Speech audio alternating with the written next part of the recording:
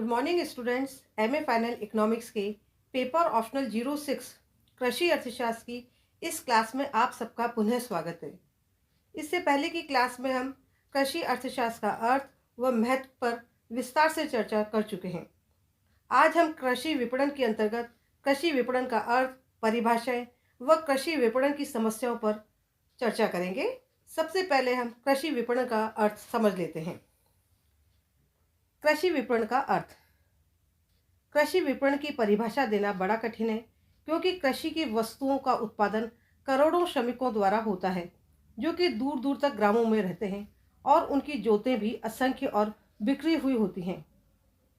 दूसरे कृषि उत्पादक भी बड़ी संख्या में हैं और उनके गुण भी भिन्न भिन्न होते हैं। अब हम परिभाषाओं के माध्यम से कृषि विपणन के अर्थ को समझने का प्रयास करेंगे। पहली परिभाषा मैकलिन की है। उनके अनुसार कृषि विपणन का अर्थ स्थान, रूप, समान तथा अधिकार उपयोगिता बढ़ाना है, जबकि व्यवहारिक रूप में इसका अर्थ कुछ आवश्यक कार्यों का करना है, यथा एकत्रित करना, पैकिंग, संवारना, यातायात, संग्रह करना, वित्त व्यवस्था करना, जोखिम सहन करना, बेचना इत्यादि। दूसरी परिभाषा थॉमसन की है। उनके अनुसार कृषि विपणन में वे सभी कार्य एवं एजेंसी शामिल होती हैं जो फर्म पर उत्पादित खाद्यान्न, कच्चा माल तथा उससे बना माल जैसे वस्त्र इत्यादि फर्म से अंतिम उपभोक्ता तक पहुंचाती हैं। इन विपणन क्रियाओं का कृषकों, मध्यस्थों और उपभोक्ताओं पर पड़ने वाले प्रभावों का अध्ययन भी कृषि विपणन के अंतर्गत किया जाता है। इन परिभाषाओं से एक अच्छी विपणन प्रणाली की विशेषताएं उभर कर आती हैं, जो इस प्रकार हैं। एक अच्छी विपणन प्रणाली के लिए सरकार को कम से कम हस्तक्षेप करना चाहिए। विपणन प्रणाली के अंतर्गत समाज के विभिन्न वर्गों, उत्पादकों या कृषकों, उपभोक्ताओं, मध्यस्थों को किसी प्रकार की हानि नहीं होनी चाहिए। विशेष रूप से छोटे और सीमांत कृषकों और गरीबी की रेखा से नीचे जीवन यापन करने वाले उपभोक्ताओं को। एक अच्छी विपणन प्रणाली के अंतर्गत वस्तुओं की मांग और पूर्ति में सामंजस्य होना चाहिए, ताकि मांग बढ़ने से मूल्य बहुत अधिक न बढ़े और पूर्ति अधिक होने से मूल्य बहुत नीचे न जाए। एक अच्छी विपणन प्रणाली उसी को कहेंगे जिसके अंतर्गत अधिक से अधिक लोगों को रोजगार प्राप्त हो।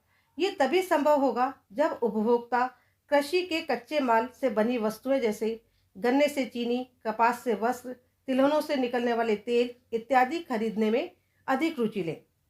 चीनी के मिल, कपास से रुई व रुई से सूत और सूत से कपड़ा बनाने के कारखाने, तेल निकालने वाले मिल, आटा मिल इत्यादि के लगने से व्यक्तियों को अधिक रोजगार मिलेगा।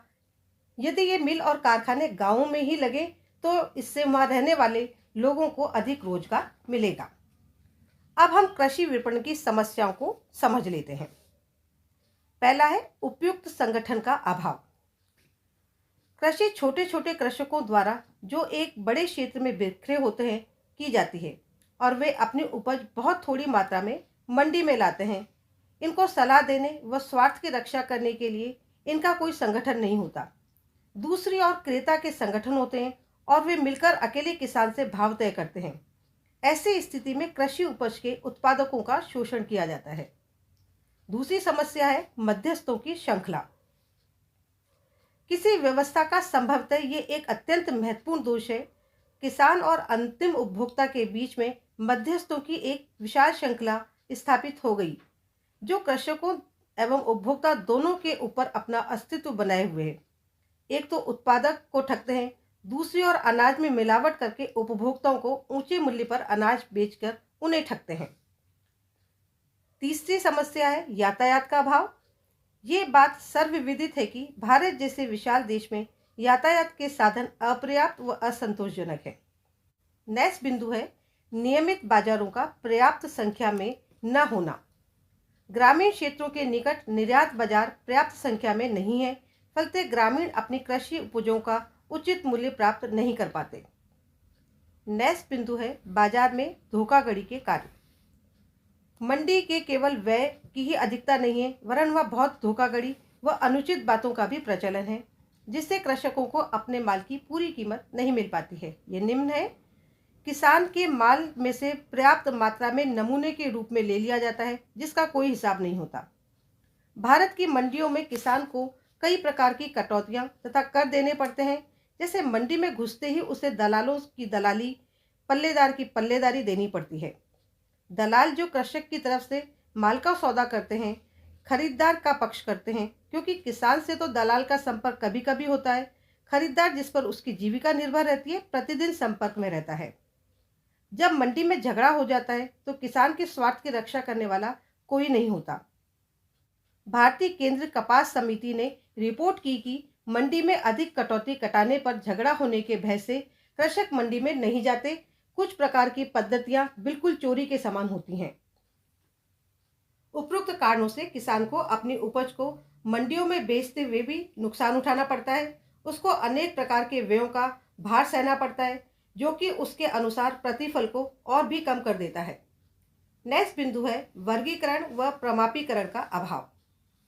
कृषि उपज में वर्गीकरण व प्रमापीकरण का अभाव भी कृषि विपणन का एक दोष है। अंतर्राष्ट्रीय बाजार में भारतीय माल की ख्याति ठीक नहीं है। इसके अतिरिक्त देश में भी बेची गई कृषि उपज की स्थिति और भी अधिक खराब होती है। नेक्स्ट बिंदु है स्टोर व गोदामों की कमी। अवैज्ञानिक तरीकों से उपज का संग्रह करने से अनाज में दीमक या धुन लग जाते हैं। यदि किसी प्रकार की सील पहुंच गई तो पूरा अनाज खराब हो जाता है। ऐसा अनुमान लगाया गया है कि अकेले अन्नों के संग्रहण करने में भारत में प्रतिवर्ष 25 लाख टन अन्न नष्ट हो जाता है। यही दशा अन्य पदार्थों की रहती है। गोदामों की असुविधा के कारण ही गांव में कृषक फसल काटने के तुरंत बाद ही फसल बेच देते हैं। बाजार में अधिक पूर्ति होने के कारण वस्तुओं के भाव गिर जाते हैं और कृषक को अपनी उपज के कम दाम मिलते हैं। नेक्स्ट बिंदु है ब्याज की सस्ती दरों पर वित्त व्यवस्था का अभाव। भंडारण का अभाव होने तथा भंडारण रसीद में कर्ज मिलने की व्यवस्था न होने के कारण कृषि उपज की बिक्री में भाग लेने वाले मध्यस्थ ऊंची ब्याज की दरों पर कर्ज लेकर इसे व्यापार में लगाते हैं, जिनके कारण विपणन व्यय बढ़ जाता है और अंत में उपज की कीमत में से कृषक का भाग कम हो जाता है।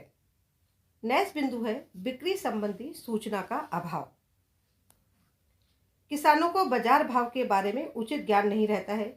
यद्यपि देश के स्वतंत्र होने के पश्चात समाज में जागृति हुई है, गांव में शिक्षा का प्रचार हुआ है, लोग अखबार मंगाते हैं एवं प्रतिदिन कोई ना कोई व्यक्ति गांव से मंडी जाता है, तथापि भावों के विषय में पता देने के लिए कोई उचित व्यवस्था या प्रबंध नहीं है।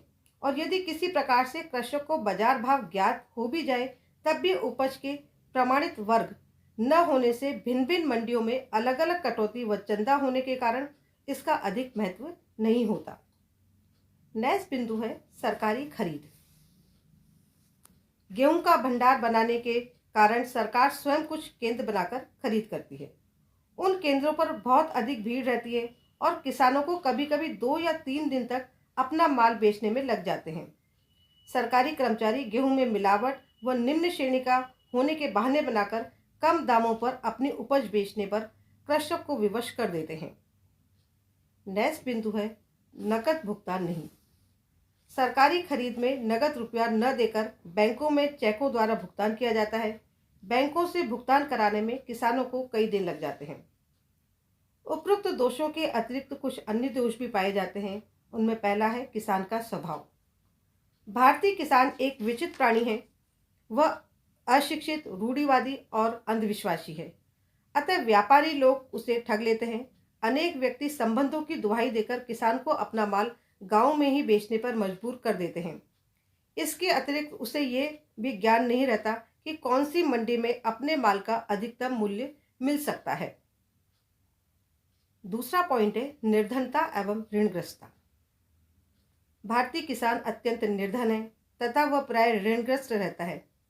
इन दोनों कारणों से कृषि उपज को थोड़े समय तक भी रोका नहीं जा सकता, क्योंकि उसे जीवन निर्वाह के लिए रकम की तत्काल आवश्यकता होती है।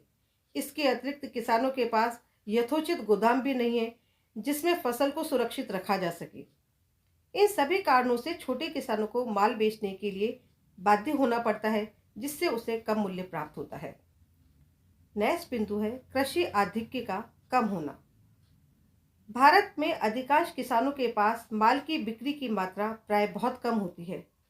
फलतः किसानों को बड़े पैमाने पर बिक्री के साधन एवं रीतियों का लाभ उठाने का अवसर नहीं मिल सकता।